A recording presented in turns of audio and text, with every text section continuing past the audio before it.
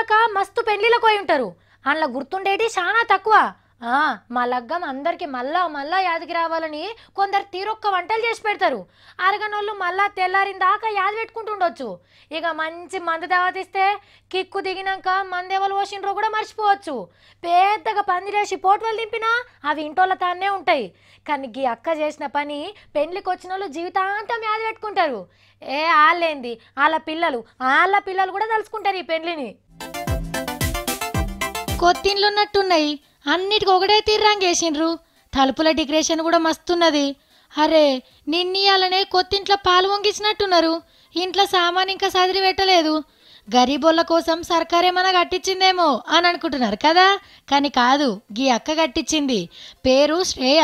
మహారాష్ట్రలో ఒక శ్రీమంతుని బిడ్డే. కోరుకుంటే ఆకాశమంత పందిరి, భూదేవంత పీటలు వరిష్టోడు అక్కోళ్ళ డాడీ. కానీ అక్క మనసు చాలా గొప్పది. చాలా సింపుల్గా 3 ముళ్ళు వేయించుకుంది. ధూమ్ ధామ్గా లగ్గం చేసుకుంటాయే ఖర్చుతోని ఇగో ఈ ఇండ్లు కట్టించింది పేదోళ్లకు.